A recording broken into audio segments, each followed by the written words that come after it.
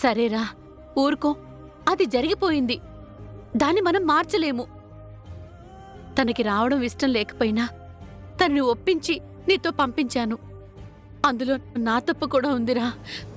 అక్కడికి రావడం వల్లే తనకి నీ మీద ఒపీనియన్ మారిపోయింది.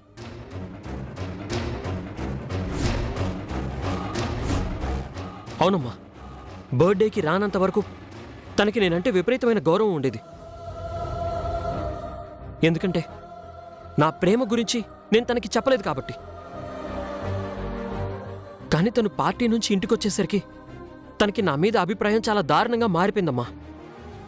ఎందుకంటే నా ప్రేమ గురించి తనకు తెలిసిపోయింది. నేను చెప్పలేదు. మరెవరు చెప్పారు? నేను చిన్నీని ప్రేమిస్తున్నానని ఎవరు చెప్పారు?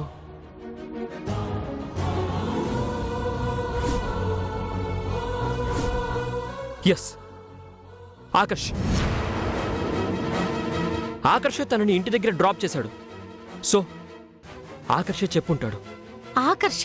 అవునమ్మా, నేను ఎంతో ఇష్టంగా చెప్పాల్సిన మాట తను జస్ట్ ఒక ఇన్ఫర్మేషన్లా చెప్పేసి ఉంటాడు. నా మనసంతా ఒక పువ్వులా చేసి తనకిద్దామనుకున్నాను. అంతలో చిన్ని మనసుకి ముళ్ళు గుచ్చేశాడు. ఎస్, ఇది డెఫినెట్గా ఆ ఇంజనీర్ చేసిన పనే. ఆగరా, ఎక్కడికి బయలుదేరావు? ఆ ఇంజనీర్ చేసిన తప్పు వల్ల నేనెంత సఫర్ అవుతున్నానో చూపించడానికి. ఆకర్ష తప్పు చేశాడని నీకు ఖచ్చితంగా తెలుసా? మరి తను కాక ఇంకెవరు చేస్తారమ్మా? ఏమోరా, ఆ పార్టీలో నువ్వు చిన్ని పక్కన లేనప్పుడు ఎవరో ఒక మాట చెప్పుండొచ్చు కదా. అనిరుద్, కోపంలో ఉన్నప్పుడు, బాధలో ఉన్నప్పుడు ఏ నిర్ణయం తీసుకోకూడదురా. అది తప్పవుతుంది. చిన్ని బాధలో నిర్ణయం తీసుకుని వెళ్ళిపోయింది. నువ్వు కోపంలో ఒక నిర్ణయానికి వచ్చేస్తున్నావు. ఈ రెండూ కరెక్ట్ కాదురా. కాదమ్మా, ఇది ఖచ్చితంగా ఆకర్ష్ వల్లే జరుగుంటుంది. మన కంటితో చూడనివి, చెవులతో విననివి ఎప్పుడూ నమ్మకూడదురా. కొన్ని ఊహలు కొన్ని స్నేహాలకి దూరం చేస్తాయిరా. రూపా నీకు మంచి ఫ్రెండ్. ఆ మంచి ఫ్రెండ్ నీకు కావాలి అంటే నువ్వు మంచి ఫ్రెండ్గానే ఉండాలి. నువ్వు అన్నీ ఆలోచించి నిర్ణయాలు తీసుకునేవాడివి. ఆవేశపడకురా. సరేనమ్మా, నేను వెళ్తాను. ఆకర్ష్ని అడుగుతాను. నిజంగా తనే చేశాడని తెలిస్తే నేను అస్సలు ఊరుకోనమ్మా.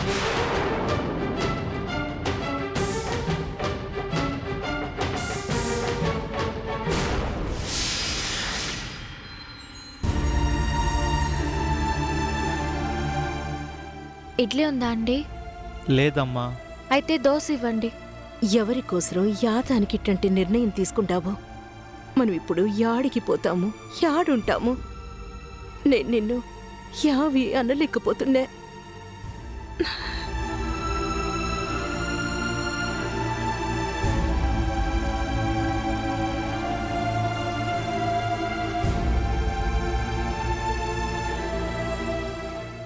తీసుకోమ్మా, తిను.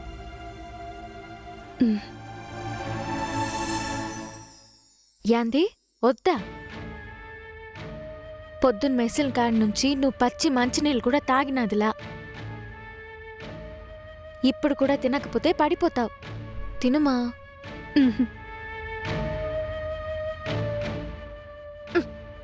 యాంది మా నీ మంకు పట్టు?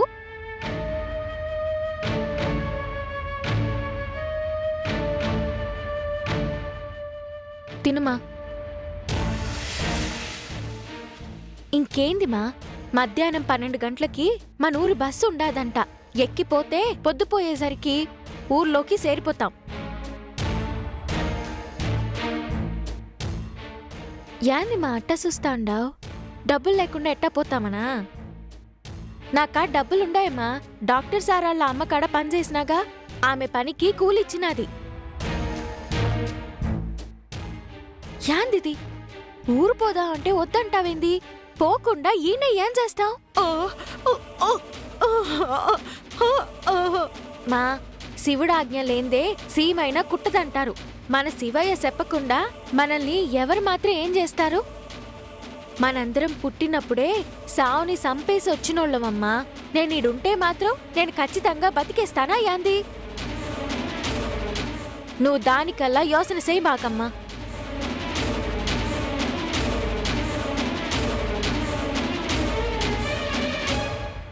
అమ్మా యాదానికి అని ఇదే ప్రశ్న ఎన్నిసార్లు అడుగుతావమ్మా? వాళ్ళు మనకి ఏమవుతారని మనం వాళ్ళ ఇంట్లో అన్ని దినాలు ఉండిపోయేది? వాళ్ళెంత బాగా చూస్తుండా వాళ్ళ సేతులు మన బంధువుల సేతులు అవ్వవుగా?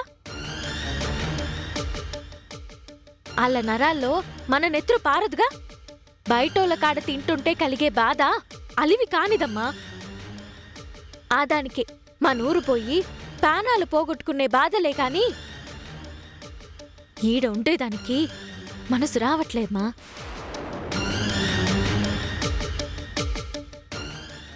చిన్ని, నువ్వు ప్రాణాల గురించి చాలా తేలిగ్గా మాట్లాడేస్తున్నావు అమ్మా. కానీ ఈ కన్న తండ్రికి ఆ పెంచిన తల్లికి మాత్రమే తెలుసమ్మా బిడ్డ ప్రాణం విలువేంటో.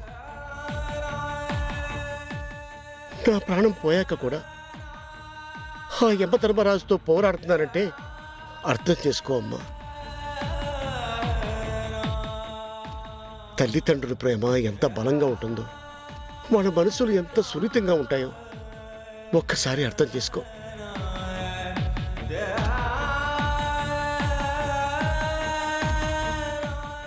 ఈడే ఉందామా? ఈడ యాడుంటావమ్మా? ఈడ ఆ డాక్టర్ సార్ ఇంట్లో కాకుండా యాడుంటావు? యాడుంటామో తెలియకుండా రోడ్డు మీద కాకుండా మరి ఇంకేడమ్మా ఉండేది? గుళ్ళో, రైల్వే స్టేషన్లో, బస్సులు ఆపే చోట్లో పనుకుంటూ బతికేయగలమా అమ్మా? ఆదానికే మన ఊరికి పోతే మనకంటూ ఉండ ఆ గుడిసెలో తిన్నా తినకపోయినా ప్రశాంతంగా పడుంటాం.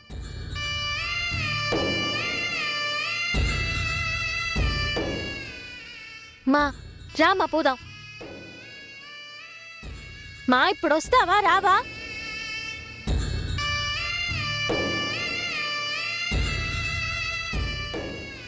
రామ్మా.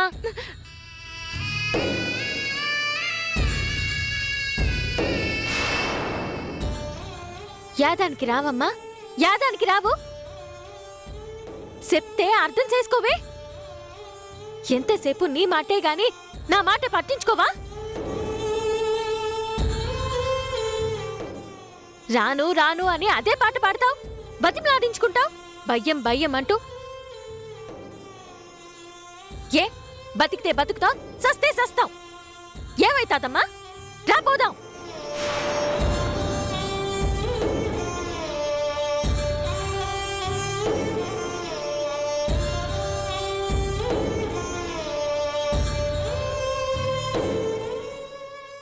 అమ్మ చిన్ని, నువ్వు నీ వైపు నుంచే ఆలోచిస్తున్నావు తల్లి.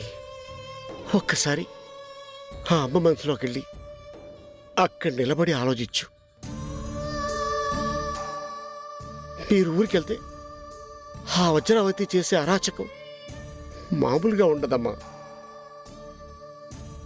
ఆ ప్రమాదాల నుంచి తప్పించాలని రవణమ్మ తాపత్రయం ఒక్కసారి అర్థం చేసుకోమ్మా. నువ్వు అక్కడికి వెళ్ళడం నాకు కూడా ఇష్టం లేదు తల్లి.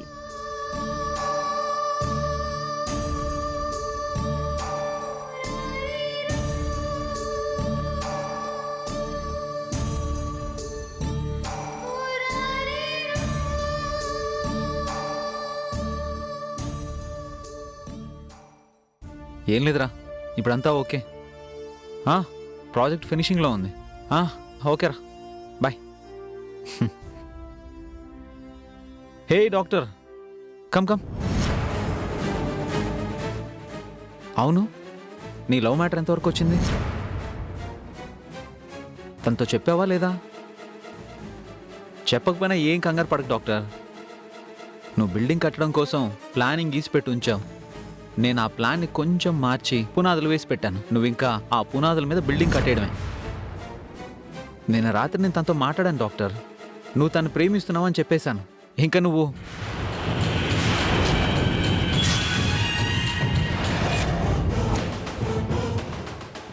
ఎందుకు చెప్పావు?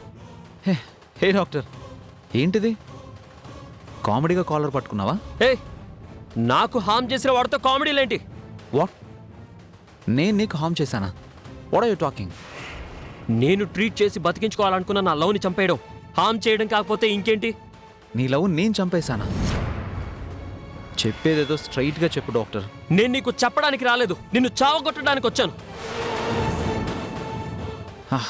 ఓకే, నేను చేసిన తప్పేంటో చెప్పి నన్ను చంపే అనిరుద్, ఏం పర్లేదు. నువ్వు చేసిన తప్పేంటో చెప్పాలా? ఏ నీకు తెలీదా? నిజంగా అనిరుద్, నాకేం అర్థం కావడం లేదు. నా ప్రేమ విషయం నేను ప్రేమించిన అమ్మాయితో నువ్వెందుకు చెప్పావు? అది తప్ప? వాట్ అనిరుద్, అది తప్పేంటి? నా ప్రేమ విషయం నువ్వు చెప్పడం తప్పు కాదా? నువ్వు ప్రేమిస్తున్న అమ్మాయితో నేను ప్రేమిస్తున్నానని చెప్తే తప్పు, కానీ ఆ అమ్మాయికి నీ ప్రేమ విషయం చెప్పడం తప్పెలా అవుతుంది? అయినా నువ్వు తన్ని ఎంతలా ప్రేమిస్తున్నావో నాకు తెలియదా అనిరుద్? నీ ప్రేమకు నేనెలా హామ్ చేస్తాను? అయినా నేనేం నీ గురించి నెగిటివ్గా మాట్లాడలేదే. నువ్వు చేసిన పనే ఒక నెగిటివ్ పని, మళ్ళీ అందులో పాజిటివిటీ వెతకమంటావా? అంటే నీ గురించి గొప్పగా చెప్పడం నెగిటివ్ పనా? కాదు, చాలా చెత్త పని.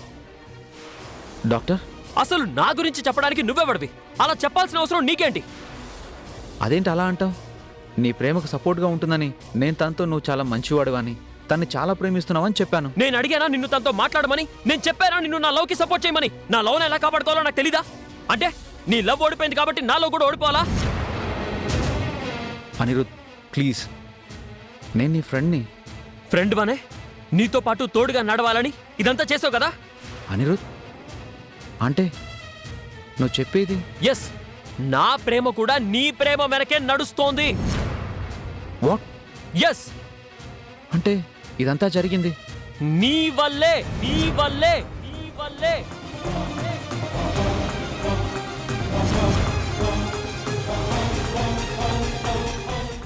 నువ్వు తనతో మాట్లాడడం వల్లే తను నా ప్రేమని చీకొట్టి వెళ్ళిపోయింది.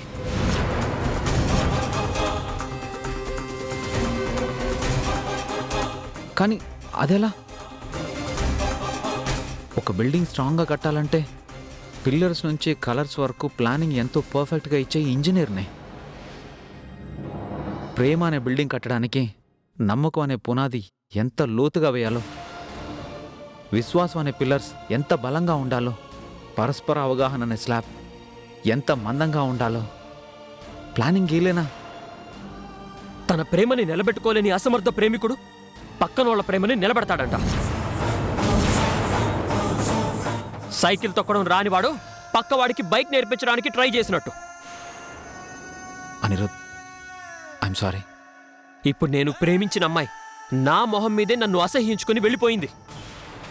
పైకి సారీ చెప్పి లోపల సంతోషపడు, బాగా సంతోషించు. నువ్వా నా ఫ్రెండ్? ఛా!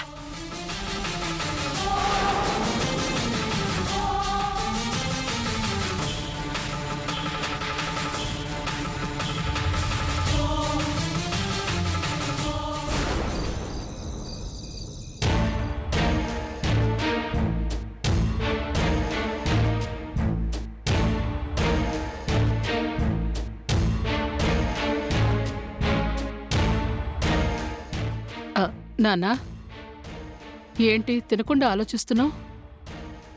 యాన్ల నాయనమ్మా. తిను. అయిపోయినది. తినడం అయిపోయిందా? ఏంటి అయిపోయింది? ఏం తిన్నావని? ఉండు, నేను కలిపి పెడతాను. వద్దు నాయనమ్మా. ఏంటి వద్దు? ఇలా తిండి తగ్గిచ్చి చూడు ఎలా చిక్కిపోయావో. ఏంటక్కా, చిక్కిపోయాడా? అవును కదా బాను, చూడు నా మనవడు ఎలా చిక్కిపోయాడో. అవునక్క, నక్క దొక్కైతే చిక్కినట్టే. నాకు నా కూతురు చిక్కిపోయినట్టే కనిపిస్తుంది. ఏం చేస్తాం, ప్రేమ, పిల్లల మీద ప్రేమ.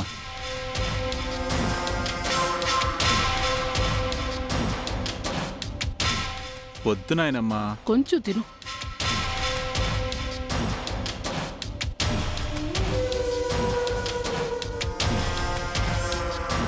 నీకు బాగా దిష్టి తగిలినట్టుంది నాన్న, అందుకే తిండి తగ్గిపోయింది, ఒళ్ళు తగ్గిపోయింది.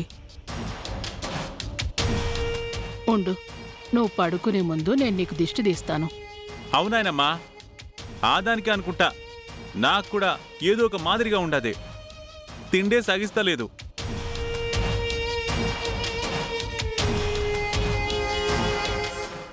తిను. ఇంకో సాల్ నాయనమ్మా, నన్ను మరీ ఇంకా చిన్నపిల్లని చేస్తాండవు.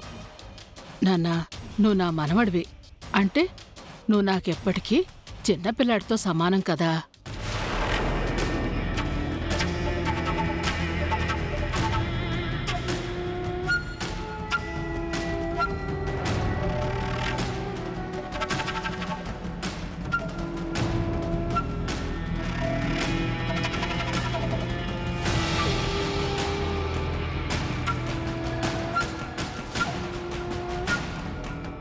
రమణమ్మా,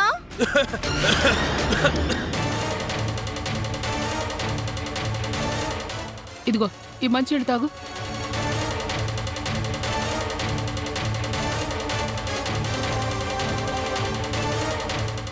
రమణమ్మా నిన్నే. ఆ చట్నీ ఇలా తీసుకొనిరా.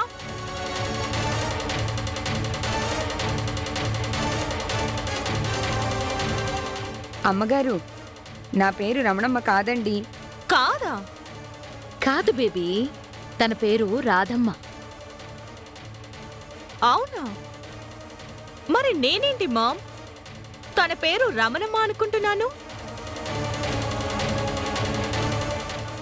అసలు ఆ పేరు నా మైండ్లో ఎలా వచ్చింది?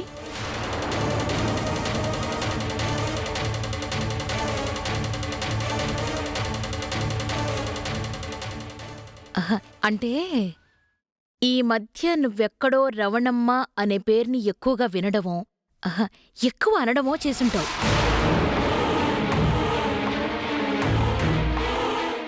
ఆ పేరు అలా నీ సబ్కాన్షియస్ మైండ్లో ప్రింట్ అయిపోయి ఉంటుంది. అందుకే ఆ పేరుతో తన్ని పిలిచావు అంతే. ఓహో, అవునా మామ్? Yes baby.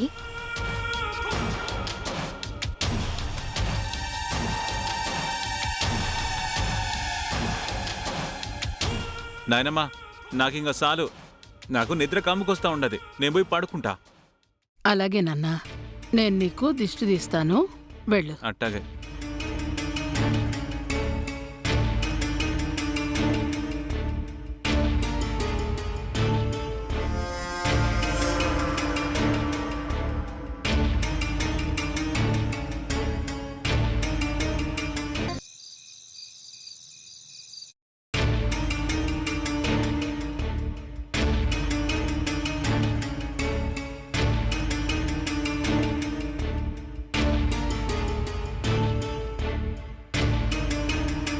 ఎన్నాళ్ళో వేచిన ఉదయం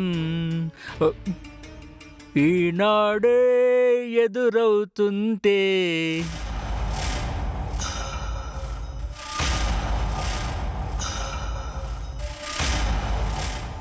ఏంటి వజ్రా, ఇంత హ్యాపీ మూమెంట్లో ఐస్ క్రీమ్ ఎంజాయ్ చేయకుండా ఏదో పోగొట్టుకున్న వాళ్ళలా ఆ ఆలోచన ఏంటి?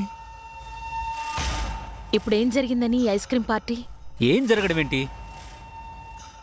ఆ సీనుగడి ముందు రమణమ్మ పేరెత్తగానే వాడి మొహం ఎలా అయిపోయిందో చూసావా? అంటే వాడిని టెంపరీగా టెన్షన్ పెట్టి మనం సంతోషపడిపోవడమేనా మన టార్గెట్? మరి వాడిని అడ్డం పెట్టుకుని ఆ రమణమ్మ వాళ్ళు ఎక్కడున్నారో తెలుసుకోవడం, వాడికి ఆ చీర ఎక్కడి నుంచి వచ్చిందో తెలుసుకోవడం కదా? అది జరిగిందా? లేదు. కానీ వాడికి రమణమ్మ తెలుసున్న విషయంలో మన క్లారిటీ వచ్చింది కదా. అబ్బా, ఏమండి, ఆ విషయం మనకు ఫోటోలు చెప్పేశాయి కదా. అవును, నిజమే కదా. కానీ డాడ్, మనం వాడి ముందు రమణమ్మ చిన్ని గురించి మాట్లాడేది వాడిని కంగారు పెట్టడానికే. ఉమ్, మనం వాడికి ఇలాంటి షాక్స్ ఇస్తూ ఉంటే ఆ కంగారులో వాడు ఖచ్చితంగా ఏదో తప్పు చేస్తాడు. ఆ తప్పు వల్లే మనకి రమణమ్మ చిన్ని దొరుకుతారు. ఆ, అవునవును, ఇది చాలా మంచి ఐడియానే. అందుకే మనం అలాంటి ఓ మంచి అవకాశం కోసం ఎదురు చూద్దాం. ఆ అవకాశం వచ్చాక జాగ్రత్తగా ఆలోచించి ప్లాన్ చేసి వాడి సంగతి తేల్చేద్దాం. మన కంటి ముందుకొచ్చిన అవకాశం ఈ ఐస్ క్రీం లాంటిదండి. అది రాగానే ఇంకేం ఆలోచించకుండా ఉపయోగించేసుకోవాలి. అదొచ్చాక ఇలా చేయాలి అలా చేయాలి అని ఆలోచిస్తూ కూర్చుంటే ఇదిగో ఈ ఐస్ క్రీం లాగే టక్కన కరిగిపోతుంది. అవునవును, నిజమే. మరది కరిగిపోకుండా ఉండాలంటే ఏం చేయాలి?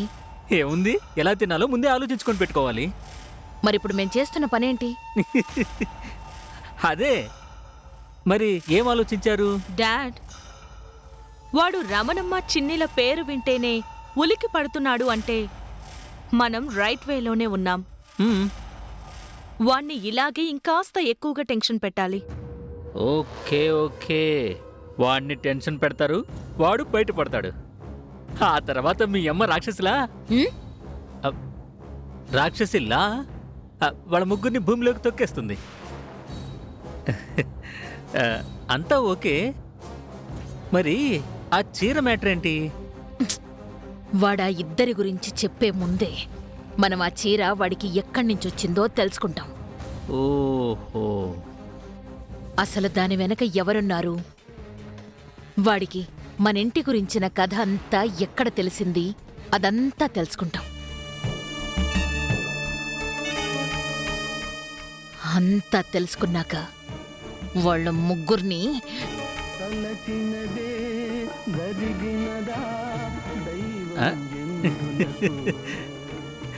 వజ్రా, నిజంగా ఫోన్ దేవుడు లాంటిది. నేను ఏదనాలనుకుంటే అది బయటికి ధైర్యంగా చెప్పేస్తుంది. ముందు రింగ్ టోన్ మారుస్తారా? అలాగే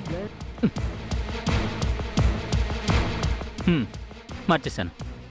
చూడండి, ఆలోచన గనక సరిగ్గా ఉంటే అవకాశం అదే పరిగెత్తుకుంటూ వస్తుందని పెద్దవాళ్ళు చెప్పారు. వాళ్ళు చెప్పేది మంచి పనుల గురించి, కానీ మనం చేసేది జస్ట్ మీరు నోరు మూసుకుని జరగబోయేదేంటో మాత్రం చూడండి, అర్థమైందా? అప్పుడు అర్థమవుతుంది మా ప్లానింగ్ ఎంత స్ట్రాంగ్గా ఉంటుందో. ఈ రోజు ఆ చిన్ని ఆచూకి తెలిసిపోతుందండి. ఏంటి వచ్చాడు అనేది? ఆ చిన్ని ఆచూకి తెలిసిపోయిందా? ఏంటి వజ్రావతి, చిన్ని గురించి తెలిసిందా? చెప్పు వజ్రావతి, చిన్ని గురించి తెలిసిపోయిందా? అవును వదిన గారు.